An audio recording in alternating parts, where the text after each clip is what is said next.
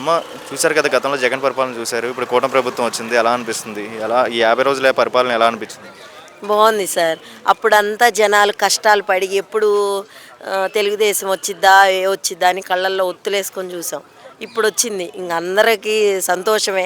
ఆనందం, అందరి మొహాల్లో ఆనందం. జగన్ పరిపాలన ఏం చేయలేదంటారా? లేదు సార్. అంతా నష్టమే. మరి ఈ కూటమి ప్రభుత్వం ద్వారా నష్టం లేకుండా అభివృద్ధి పరంగా ముందుకెళ్ళిద్దా? చేస్తారు. వీళ్ళ ముగ్గురు చేస్తారు. ప్రభుత్వ జనాలందరినీ ఒక దారిలో సమస్యలందరినీ పరిష్కరించి అందరినీ మంచి దారిలో తీసుకెళ్తారని అనుకుంటున్నాను. మరి మీ ఆడవాళ్ళకి బస్సు ఉచితంగా పెడుతున్నారు కదా, రేపు 15 రోజుల్లో ఎలా అనిపిస్తుంది ఆడవాళ్ళకి బస్సు ఫ్రీ అని? మంచి బాగుంది. ఎగ్జైటింగ్గా ఉంది. అన్నీ చేస్తారని. ఇప్పుడు గ్యాస్ అని, విద్య అమ్మఒడి అని ఇవన్నీ చిన్నగా చేస్తారు. అప్పుడే ఉంది. ఇంకా 10-15 డేసే కదా అయింది. అన్నీ చేస్తారు. గతంలో జగన్మోహన్ రెడ్డి అమ్మఒడి అనేది జగనన్న అమ్మఒడి అని ఆయన పేరు పెట్టుకున్నాడు పథకాల పేరు.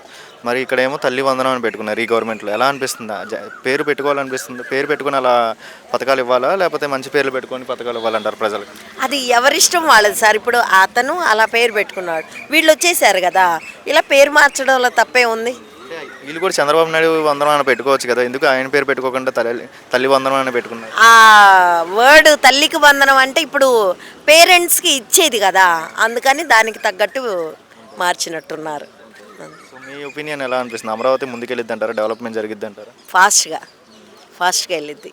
పవన్ కళ్యాణ్ గారి సంగతి ఒక మాటలో ఏం చెప్తారు సార్? పవన్ కళ్యాణ్ గారి సంగతి ఒక మాటలో ఏం చెప్తారు? డిప్యూటీ సీఎం పవన్ కళ్యాణ్ అతను జనాలందరినీ ఒక మంచి దారిలో తీసుకెళ్తాడని భావిస్తున్నాం.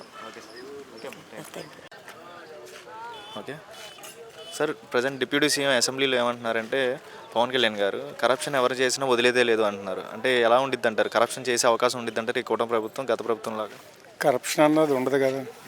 సిబిఐ అంటేనే అభివృద్ధి, కరప్షన్ అంటేనే జగనం.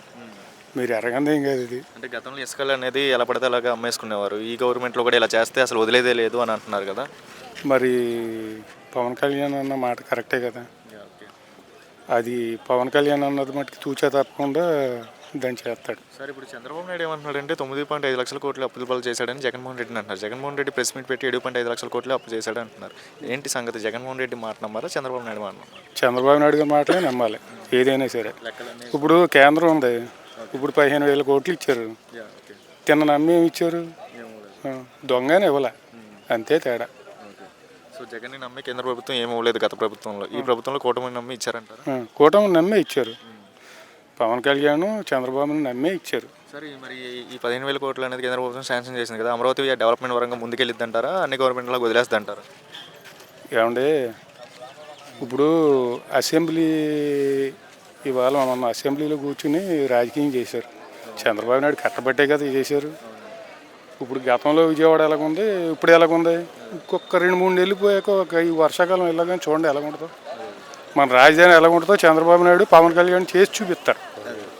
అది పోలవరం అనిల్ కుమార్ యాదవ్ ఏం మాట్లాడేవాడు, ఏదో ఇవాళ అసెంబ్లీ ఎలా జరుగుతుంది, జనం అందరూ వైసీపీ వాళ్ళు కూడా పద్ధతి సంస్కారం తెలిసిన వాళ్ళు అందరూ చాలా బాగా జరుగుతుందని అనుకుంటున్నారు. అప్పుడు ఏముంది, పిల్లలను చూసి బూతులు నేర్చుకుంటాం. అమ్మ, నీ అమ్మ, నా కొడక, ఆ కొడాలని వంశీ వాళ్ళు ఎందుకు బతుకుతున్నారు, వీళ్ళ కులాల పేరుని పెట్టి జగన్కున్న ఇదేంటంటే ఒక వర్ణాన్ని పెట్టి ఆడ వర్ణం వాళ్ళని తిట్టిస్తాం. అదొక నైజం అతనికి. పైశాచికి ఆనందం పొందుతూ ఉంటాడు అనమాట అలా తిట్టించి. ఈ కూటమి ప్రభుత్వం ప్రజల కోసమే న్యాయం చేసిద్దని నమ్మకం ఉందా మీకు? పక్కాగా ఏపీ అభివృద్ధికి వెళ్తుంది. చూడండి, తెలంగాణతో పోటీ పడుతుంది.